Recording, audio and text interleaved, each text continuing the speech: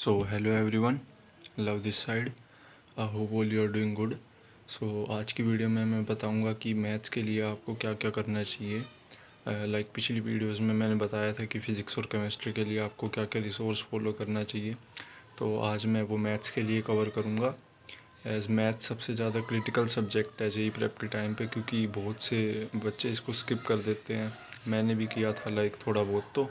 तो आज मैं बताऊंगा कि मैथ्स के लिए आपको क्या क्या चीज़ों का ध्यान रखना चाहिए जिससे आप एक अच्छी परसेंटाइल स्कोर पर कर पाओगे मैथ्स में। तो सबसे पहली बात तो है जो टीचर का सिलेक्शन है।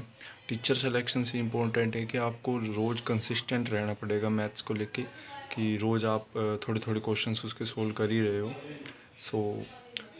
फिर टीचर्स की अगर बात करें तो मैथ्स में आप आशीष अरोड़ा सर के, नहीं सॉरी, आशीष अग्रवाल सर के जो है लेक्चर्स को फॉलो कर सकते हो।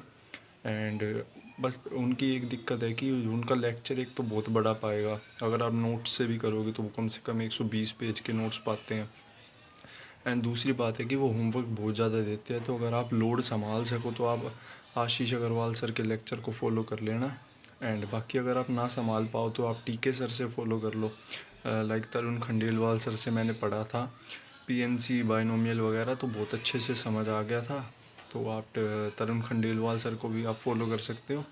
एंड उसके अलावा अगर आपको वन शॉट्स की तरफ जाना है, जो जनरली तो प्रेफर नहीं करेगा कोई भी, बट अगर एंड टाइम पे जाना हो तो आप अरविंद कालिया सर के वन शॉट पे जा सकते हो कोऑर्डिनेट ज्योमेट्री के लिए। उसमें बहुत अच्छा कंटेंट है। आप वेक्टर 3D के लिए जाओगे तो उसके लिए भी आप जा सकते हो। एंड फॉर PYQ सॉल्विंग आप ये समीर सर के जो इसमें पूरी सीरीज़ है मैथोनगो के चैनल पे, आप ये फॉलो कर सकते हो। मैंने भी लाइक आखिरी के टाइम पे यही करी थी। टीचर्स में तो आप इन सबको फॉलो कर सकते हो। और टीचर से ज़्यादा है कि यार आपको बस रोज़ कंसिस्टेंट रह के पढ़ना है एंड रोज़ थोड़े थोड़े क्वेश्चंस करने हैं, मिनिमम 30। उससे ही मैथ इंप्रूव होगी, थ्योरी से तो कोई भी ज़्यादा फ़र्क नहीं पड़ेगा। एंड फॉर क्वेश्चन सॉल्विंग अभी आपके पास अगर टाइम हो, अगर आप 11th में हो तो आप सिंगेज की सीरीज़ और ब्लैक बुक को सोल्व कर सकते हो। एंड अगर आपके पास ज़्यादा टाइम नहीं है तो आप ज़्यादा PYQ को सोल्व करो जितना हो सके मैथ्स में। एंड इफ़ यू वांट कि कोई सोर्स हो तो लाइक ये एक और सोर्स है, लाइक जैसे मैंने पिछली वीडियो में केमिस्ट्री के लिए दिया था, इसमें फिज़िक्स केमिस्ट्री और मैथ का कंबाइन है, पर इसमें थोड़े थोड़े इंपॉर्टेंट और बढ़िया बढ़िया क्वेश्चंस हैं। तो ये मैं चैनल पे शेयर कर दूंगा, आप इससे अपने क्वेश्चन प्रैक्टिस कर लेना।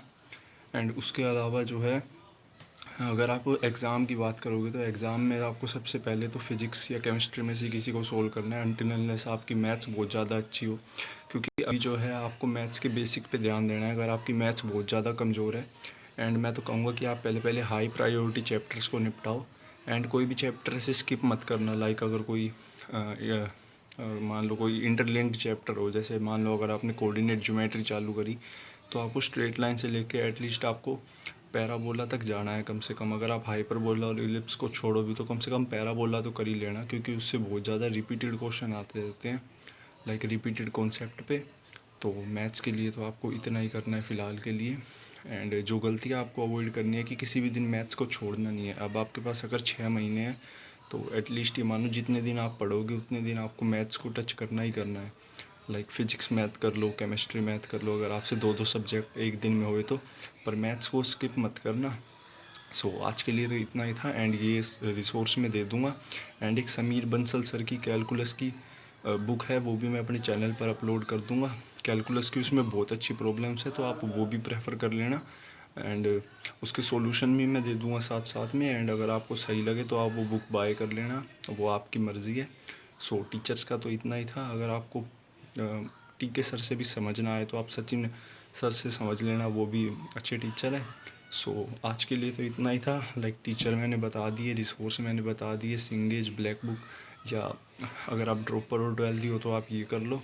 एंड एडवांस के टाइम पे मैं रिसोर्स आपको दे ही दूँगा। एंड मैथ्स को रोज़ करना है भाई, हो जाएगा।